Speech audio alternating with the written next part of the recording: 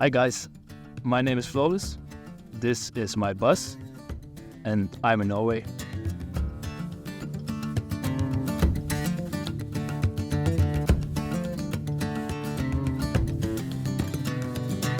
So, I'm currently on my way to the Jotunheim National Park, but for the past hour I've been driving this amazing road, and I thought it was a shame not to stop.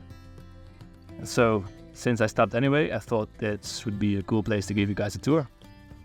So, let's go. So, when you enter the bus, you will first see this little shoe rack, as well as a hook that I just put in so you can get rid of those things before you enter the bus.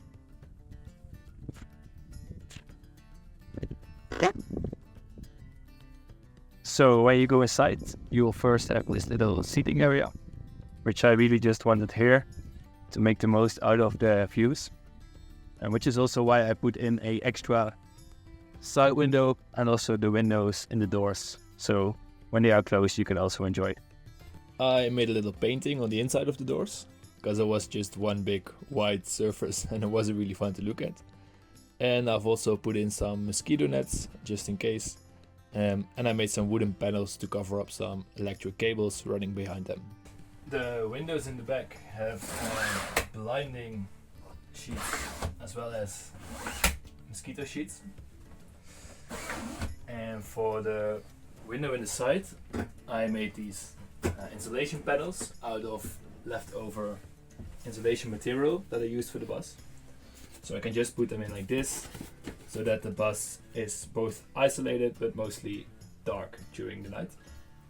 And my father's girlfriend made this little artwork on it that represents our family on my father's side. And then, well,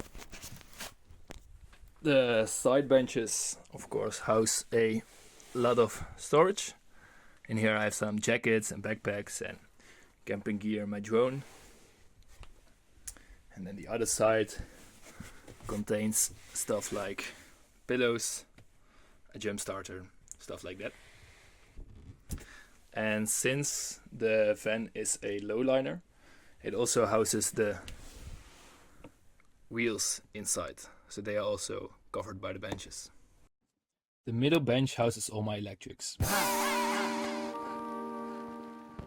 I'm Nate Murphy, author of the Van Conversion Guide, and I just want to let you know that I'm hosting a free online training which will teach you how to make van life zero cost or profitable. In this free seminar, I will show you exactly how to choose a van, build it out in a profitable way, and avoid the mistakes that most people make. I will show you how I made van life completely free and a bunch of other stuff that people don't really talk about. If you want to join, click the link here or in the description and register for free. I'll see you there. I've got two 100 amp hours lithium batteries, which might be a bit overkill to be honest, since I haven't gone beneath 80% yet. And furthermore, I got a Multiplus, an MPPT converter, and also a Orion DC to DC charger. So the pillows I didn't make myself, I just ordered them to size, which I think is a way better result than when I would have tried it myself. And then I put in a swivel table, which I think most people use in their buses or vans. I used a bamboo tabletop just because I really like bamboo, and I tried to place it in such a way that wherever you are seated you are always able to put it towards you and use it as a table. And then I put the overhead cabinets along this side of the van, because you're not able to stand here anyway, so you won't bump your head. And then let me show you, I've also put in some plants and some books, just to make the space feel a little bit more cozy. And then in this first cabinet are some electronics like my piano and a cooler, and the second one houses some plates and bowls and cups. And yeah, I think that pretty much is it for the seating area.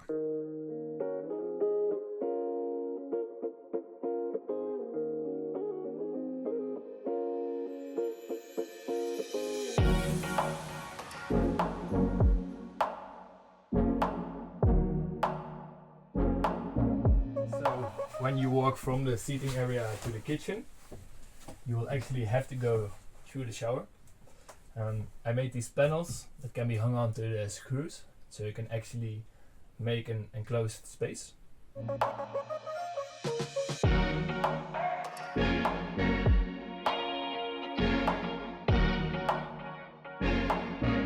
Then the floor is easily removable, and underneath is the shower tub.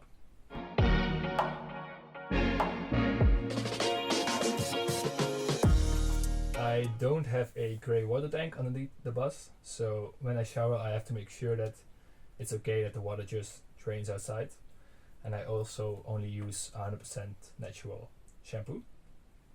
The switch for the shower is up here, and the shower itself is this boy.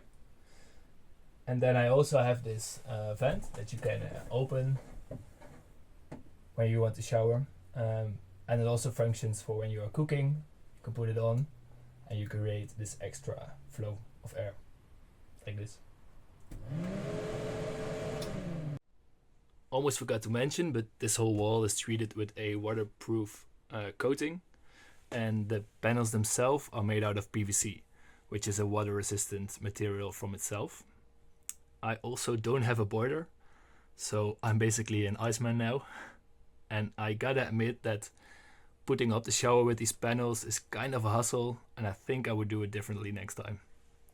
When you enter the kitchen, the first thing you'll see is this mirror, which I tell people I put in to make the space look bigger, but in all honesty, it's just there to check if there's nothing in between my teeth before I leave the van.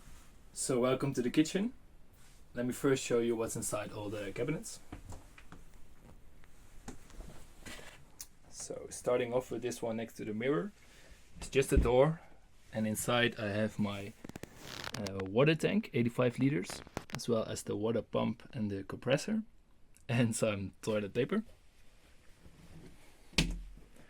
Next one is basically one big drawer that houses mostly some plates and some pans, and one sweet potato.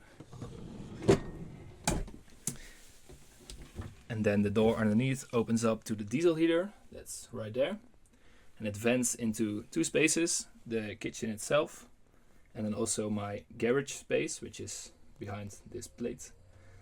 I did that so that in winter times I can also heat the space underneath my bed, and it keeps me warm at night. And then this is just a 10 liter jerry can for the diesel. Next one is the door to the fridge. I got a 65 liter fridge, also with a freezer area. Not much special in here. And then another drawer for my dirty laundry. Then here we have the sink, and it drains down into the jerry cans below that I just empty when they are full. It's 2 times 19 liters. And I got a water filter as well. And here you can look a little bit into the garage space, which I will show later on. Then we have the stove. I got a gas stove, a 2-burner. So underneath is the LPG tank that supplies the stove. I can fill it from outside. There's a filter as well. And just 2 garbage bins. This one is for plastics, and the bottom one is for general waste. This one looks like a bin as well, but actually houses my cables. And then the next one has another drawer, which is everything for cutting and eating, and it actually has a secret compartment, which is a bit of a miscellaneous area, because it got some cleaning utensils, but also some stuff to drawer, as well as an old phone. Bit of everything. And then underneath is my toilet, which I will quickly show you. It's a DIY separating toilet, so that means that your number 1 and number 2 go in different places. Number 2 goes in a bucket, number 1 goes in a jerry can that you can just empty when you are at a spot where you should do that. Let's get rid of this one.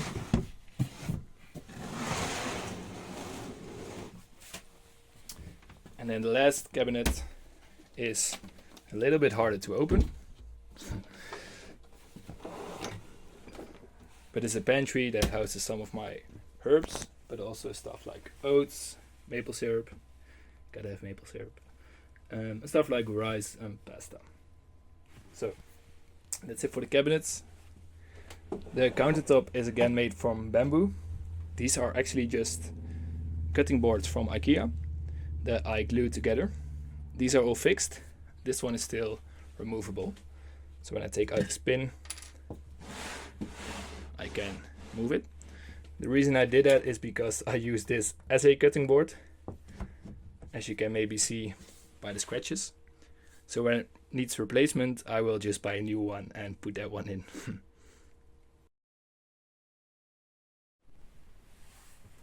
So in the panel that separates the kitchen from the seating area, I put some electrical stuff. I got a gas detector for carbon monoxide, but also other toxic gases. This is just my monitor for the batteries, so I can see how full they are, but also how fast I'm charging. This is my 12 volt USB plug and the 230 volt plugs. And this is just an extra dimmable light for when you are reading in the seating area. And then these switches are for several things. First one is to put off or on all the 12 volt appliances, which is mostly usable for when you want to leave the van for a longer period of time. You can just shut them all down. Second one is for my water pump, and then we have two for lights. This first one is for the LED strips in the ceiling.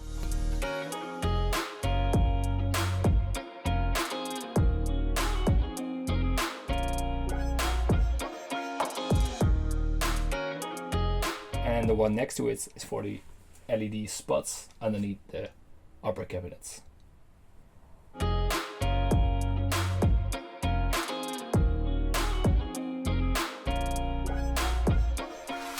In the kitchen I have three more upper cabinets. This first one is used for all my coffee stuff, very important, especially in the morning. Second one is for all my food that doesn't go in the fridge. And then the third one is for my toilet bag and first aid kit and stuff like that. Ooh, lovely sound. And then in the kitchen I also made a backsplash from all the leftover wood I had, and a separator between the kitchen and my bed, where I just put some photos in for now. I also have this skylight that, just like the windows in the doors, also has a mosquito and a blinding option. And then lastly for the kitchen is this wall that is basically the shower wall with some plants, and for the rest it's pretty much empty for now. But my plan is to bring something like a souvenir from every country I visit and put it on here. So this one is from Denmark, and this one is from Sweden, and I still have to get one from Norway.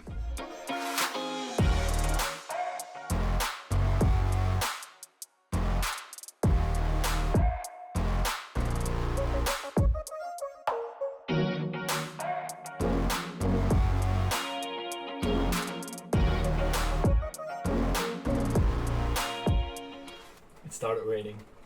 Guess that's also Norway. Well, this is my bed. It's raised because, like I said before, my garage is underneath, which I'll show later on. It's 120 by 190, so for me that's perfect because I'm 185, so plenty of space. In here I got an extra reading light that also has a USB plug in the bottom, so I can charge my phone there during the night. And I usually switch the side where I put my pillow depending on how I park the van. So which side is most up, there goes my pillow. And then in the area above the driver's seats above all the seats. I put all my clothes, put it in baskets so that it's a little bit easier to put my shirts with shirts, etc. And lastly, let me show you. I have this what I call escape route, which allows me to see the front of the van. I do actually fit through it when I go arms first, but it's mostly used to check what's going on in the front of the van, because this is the only way to do so whilst I'm in here. So yeah, that's my bed. The floor, the ceiling and the walls are isolated with a material called XPS that I use because it's cheap and has a high insulation value. The floor is a PVC floor, so it's water and scratch resistant. I try to use second-hand materials as much as possible, so the floor, the wood on the ceiling, the window in the side, the mirror, the sink, they are all from Facebook Marketplace. I think it's cool that some of the things in here already had a life before they ended up in the bus. And yeah, that sums up the inside. Let's go outside now. A few days have passed since I filmed the inside, and I'm also a lot further down the road. But for a good reason, because I've been waiting for that to show you the outside. When I look back at the footage of the inside, I realized that I used the word "so" a lot. A bit annoying, sorry for that. And I also realized that I haven't mentioned yet what type of bus it is. Here it is. It is a 2008 Renault Master Lowliner with 180,000 kilometers on it. It didn't quite look like this when I bought it, as you can see somewhere here. It was used as an old pickup truck for a second-hand shop, and when I bought it I just ripped off all the stickers, and the surface underneath turned out to be pretty good, so I decided to keep it this way. The polyester panel was damaged in some places, so I went to fix it and put a Raptor coating on top to protect it and make it look cool. And I did the same for the bumper in the front. On this side of the van I can refill my water tank. The other side has the inlets for power and gas,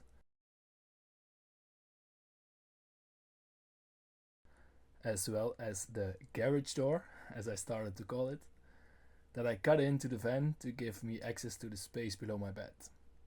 I can lock the door from the inside and the outside, just to make it a bit safer. On the inside of the door I mounted some of my camping gear, like tents and hammocks and sleeping bags. And inside are my 2 bikes, as well as my spare wheel and my outdoor shower. I didn't quite like the idea of the bikes always being outside on the back of the bus, so I came up with this instead. It's a bit of a hassle to get them out and to adjust the seat height every time, but I still think it's worth it to have 2 bikes with me on the road.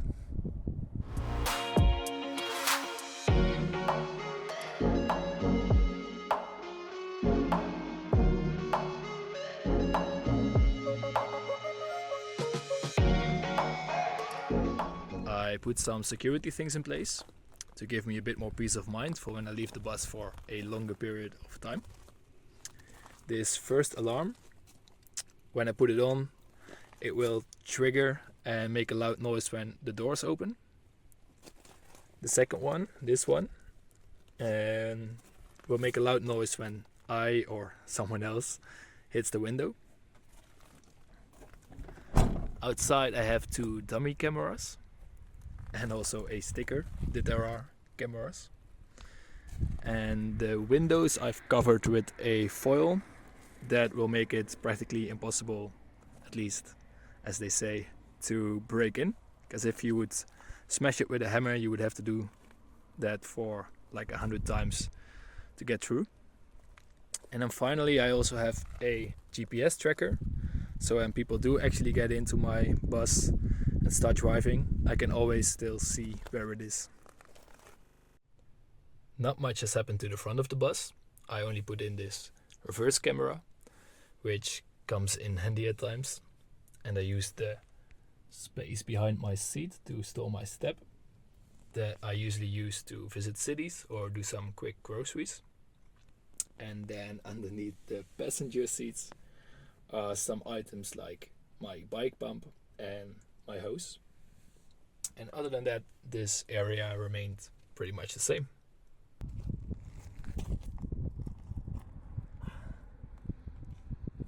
Before I move on to some numbers, I just wanted to tell you that if you ever feel like joining me, whether that's for a day or a week or whatever, feel free to send me a message. Because I'm perfectly fine with being on my own, but it's so much more fun to experience new things with others. So yeah, feel free to do so. Then on with some financial stuff. I bought the bus for 8,000 euros and I converted it for roughly 14, which brings the total cost at around 22,000. If you're interested in a breakdown of those costs, feel free to pause the video now. Got it? Great. And it took me about 5 months, working some 3 to 4 days a week in total to convert the bus. I was lucky enough to have a workshop at my disposal where I could not only install it but also use some tools for the conversion. And in general, I'm actually really pleased with how it went, and there's not much I would do differently next time. Yeah, so that's that. Guys, I think that's pretty much it. If you have any questions about anything I just said, feel free to let me know. I'll be happy to answer them. Thanks for watching. Bye. If you didn't notice, I am offering a free online training which will help teach you how to make van life free or profitable.